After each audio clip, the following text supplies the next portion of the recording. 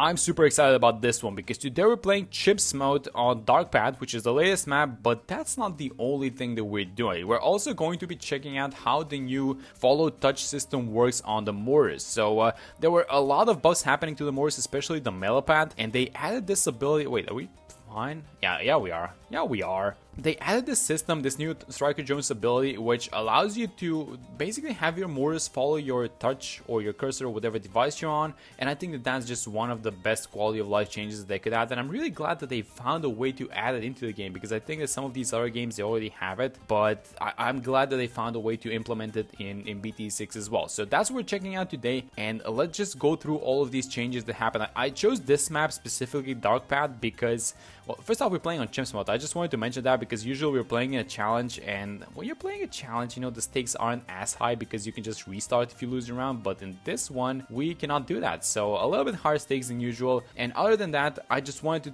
play it on this map because, well, as you guys saw on that round specifically, the Bloons kind of do a little bit of a loop here in the middle and they continue out, and that's the perfect spot for a Mortar. Okay, so let's go through the balance changes, and hopefully this, I think the boomerang is going to hold, by the way, at this round, because there are going to be a couple of yellows, I think, at the end of this one. Am I wrong? I'm absolutely wrong about that one. That was not the round that I was thinking about, but that's fine. So we got the new Mortar, and let's just go through all of these balance changes and everything new, and just to kind of show you guys what has happened to this tower. So first off, the base Mortar, the 0001, got a damage increase. Now this thing now does 2 damage per shot, and it used to be 1, and that's actually a significant change, because if you have it in a good spot like this, that means that the melee game is going to be a lot easier for this guy. Now they did reduce a little bit of the base pierce, but it was too much already. As they say, it was 40 pierce. They brought it back to 25 on the base tower, and then when you get this upgrade, the bigger blast, which I'm not gonna do right now because I want to buy Striker Jones, but when you get that upgrade, let me just have Striker Jones over here. I don't really care about Striker Jones' placement because the buff is global, so I think we can just have him here and then use the other abilities. And are we fine on this one? Wait, pink Bloons. So if we deal with the... No, please, no. Yes, that was great. That saved the run. I'm pretty sure that one saved the run. Okay, now back to our Mortars. Besides the fact that the base Mortar got changed, and I guess these small little first upgrades got changed, the most important thing that happened is, well, the fact that the bonus damage got raised from 1 to 2, and then the Bloon Buster, which is this upgrade right here, now this thing does 3 damage, and this is a very significant upgrade from the previous version, and this is actually very impactful when we take a look at all the changes that happened with the Melopad Pop and Awe. So the Pop and Awe now attacks 4 times as fast, and 4 times as fast basically means that you have this thing, the artillery battery ability, permanently active on the tier 5, and that was something that it was lacking. But now they kinda, even though they made it attack 4 times as fast, what they did was they took away the bonus damage that the Mortar does to all of these things, like the ceramic, the fortified, the Moab, and the lead extra damage. So basically in that department everything got kinda evened out, but it now overall does +1 damage. It went from 2 to 3, and that is very... And you know what, I should probably remove this thing right now because well, let me use the ability. I want to place a spike. Let me just place a spike factory over here, and this thing is... I actually have kind of a plan for this entire one. So let's see how we're gonna do. Yeah, there we go. We defended. You can kind of see, and you can kind of tell all of these changes that were directed towards the top path Mortar. So let me just show you guys the best crosspath for the. I should start by showing you guys this. The best crosspath for the pop and out is the 250, but what you're missing is the increased accuracy. And you know what the level 7 Striker Jones ability gives you? Well, it makes for 50 seconds all your Mortar monkeys target touch cursor, but they also get increased accuracy, and that is plus 30% increased accuracy, which means that even though you're not getting it through the bottom crosspath, you are getting it when the ability is active. And that's how you can tell that all of these changes were absolutely directed towards the pop and out Mortar. They really wanted to have players kind of try this tower a little bit more. Even though we're doing all of these changes, we're also going to check out one more change in this video, which is the Moab Shredder change. So now this thing does 9 damage to Moab class Bloons, which is an insane amount. But when you think about this tower, like, this is a spike factory, and usually the way we use spike factories is at the back, but you don't want to be popping Moabs at the back. You want to be popping them, well, I guess either at the front or where your defenses are, which kind of begs the question of where do you place this tower. And this is probably the perfect placement for this one because it's kind of in the middle. All of these Bloons are going to get grouped up over here. The Mortar is going to clean everything out. All of this thing kind of, I don't know guys, this ties together to me. I love things like this. I mean, everything just comes together so nicely. And yeah, let's see how we're gonna do on Chimps mode on Dark Path. So hopefully we beat this thing. Alright, so round 39, let's start getting ready for the Moab. So let's buy the Moab Shredder. Do we want to do anything? No, here's what I'm going to do. I'm going to give this thing just a 300 Alchemist for the extra damage. I want to remove the top wall, and I want to place a glue here. So all these towers that you guys see on screen, everything is kind of part of a plan that I have. So this is going to be, we're going for stuns, because that's basically where the Poppinaw gets its strength. So let's use the ability for the first time, by the way. So let's follow this Moab. And look at that. That feels so good, actually. And this thing should pop immediately. Yes, there we go. Oh my god, those Moab Sharp Spikes are so good. Okay, let's get ready for the camo. And yeah, basically, so this entire setup and this Poppinaw gets its strength from stunning Bloons. So when you get the Poppinaw, you guys know that it unlocks another ability which stuns everything on screen. And then the main attack gets bonus damage. And that's very important. Let me just buy this thing. And when we combine it with all these other towers that I want to buy, so this is going to be a Relentless Glue, and then this is going to be a Moab Press, everything is planned, guys. I feel like we need to get the Artillery Barrel as soon as possible because it fires a lot faster than this one. It's 3 barrels. Okay, so these fortified ceramics, I'm going to use the ability just to be safe on that one, and that is just enough money for the Artillery Barrel. And oh my god, look at this thing melt them. You know what I should do? I should probably just maybe get this thing to like 80% just because these explosions, they're gonna start becoming a lot more intense. Yeah, there we go. That looks so good. I want to get this thing, the jungle jumps as well. And I feel like we're not gonna have any issues with the small Bloons, at least not yet. I should probably get this thing to like the glue splatter. Maybe, you know what? Am I getting the Moab glue? I think I should. I think I should because we're very weak versus Moab class Bloons. So we only have this thing, which is, oh my god, it just evaporated. Is the Moab Shredder that good now? Because the damage that they got was like over double. It went from 4 to 9, so I think that this is actually a decent tower nowadays. Okay, so 53, let's use the ability again, the new one. So let's have it like this, and let's see how it does versus the, well, this tower is not exactly that good versus Moab, so yeah, you can kind of understand, but that feels so good, guys. I'm just following the Moab with my mouse. Can you see that? That feels so good. It's just the 15-second duration, which I don't have a feel for it right now. Okay, so the BFB is incoming, and here's what I'm going to do. I'm going to use the Striker Jones and new ability, and I'm going to use the Artillery Battery ability. I don't have to micro this. This is like a new, I don't know, like a new area in my brain unlocked in which I just have to follow with the mouse, and that's going to be about it. And it's really cool because after the ability ends, it just snaps back to where it was previously targeting.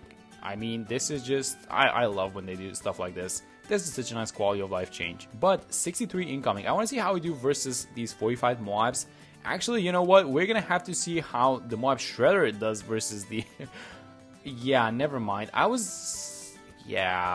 Yeah, the Moab Shredder might be an interesting tower for some combos like this, honestly. So let's see how we do versus round 63 and all these ceramics. So we do have a little bit of a safety net if we want to, but it doesn't look like we're gonna need it. But you know what I'm gonna do? I'm gonna use the let's use the Artillery Battery, and then I'm gonna get this one, the Target Focus ability.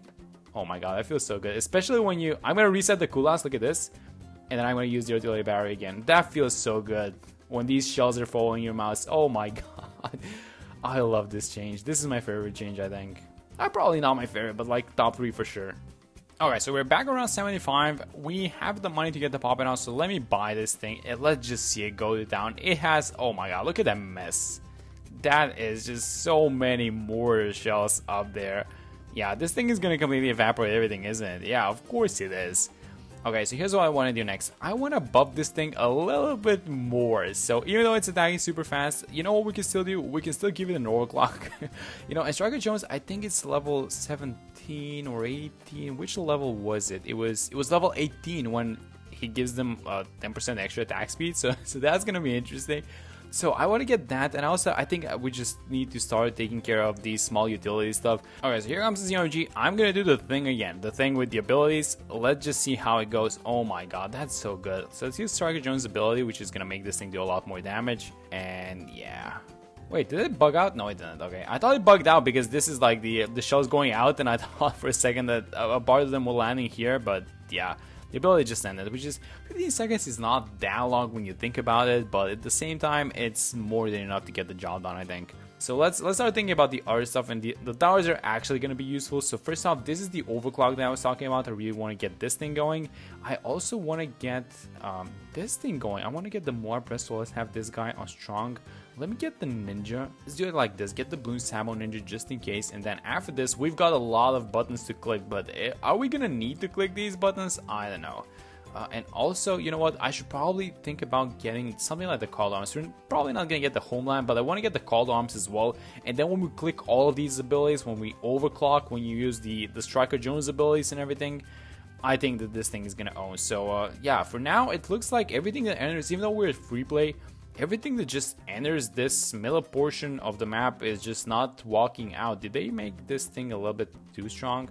Okay, so 87, a bunch of ZMGs incoming, so let's just wait for all of them to come out and kind of get grouped, I guess. And then I'm going to unleash hell onto them. So 4 ZMGs, they're kind of grouping up, so let's use everything. So let's stun them with Striker Jones. Let's use the Striker Jones ability, let's overclock this thing and then get the pop and all, and let's see how much damage this thing does. Oh my god, it's melting them. That's so fun. I'm just moving the mouse left and right. And then I'm resetting the cooldowns, but yeah, that was not necessary. We got the pop and all again, but that was absolutely not necessary. I'm going to use it again onto these guys. And this thing seems to be... What's the cooldown on the target focus? I thought it was 30 seconds. But now looking at this, I'm not so sure that it's 30 seconds. Because 30 seconds would mean that it's like a half uptime. Is that true? We can kind of test it now, I think. Let me just use it and let's just test it. So let's see when it ends. You can kind of see an animation of Striker Jones, kind of these red auras, I think, red aura around him. And that is, oh no, that's about a 33% uptime, so that would be a 45-second cooldown. Okay, that's interesting, especially because it's gonna come, oh my god, look at this. Makes all Black Bloons vulnerable to explosive damage. So yeah, just on time, but these ETs, they're super fast, and I think that that's gonna be an issue. So let me overclock this thing. I just want to be ready with the, oh yeah, this might get interesting with the DDTs because they're super fast. We have no problem getting the damage out. It's just that thanks to their speed, they might just walk out. But I don't think that anything else is getting past this thing, honestly. I mean, maybe... What are we doing? Like, I wanted to get this thing, so let me get the Call to Arms. This thing is gonna slap so hard when I use all of these abilities. I'm super excited for this thing. Okay, so Striker Jones level 20 ability also gives double damage and pops per shot to all bomb shooters and mortar monkeys for 10 seconds. So now those 10 seconds, when we get the level 7, when we activate the level, this one, the level 10 ability, and when we overclock this thing, and when we use the pop and all, this thing is going to slap. I forgot the Call to Arms. This thing is going to slap. This thing is going to do so much damage. I'm so excited about this one. But you know what? I'm going to get the Spike Storm just for around 100, honestly, because, you know, I know that this thing does a lot of damage, but I still don't have a feel on how good it is. So let's just do that. Let me use the poppin' on kind of target. You know what? I should probably watch out not to play myself because, well, if I target the back spot, there's no one targeting the, oh. God, there's no one targeting these guys because this one is the cleanup as well. The Mortar is the cleanup as well, so you have to be very careful about that one. We have the poppin' on now, and let me use this thing. Let me get the poppin' on going, and let me micro the Mortar. And let's, oh my god, look at that thing. It just erased everything. That's so fun to do. I know that I said like, okay, so we need to reset the cooldown and use the poppin' on immediately, or this run is done. No. Yes! Did I save it? I saved it! Oh my god!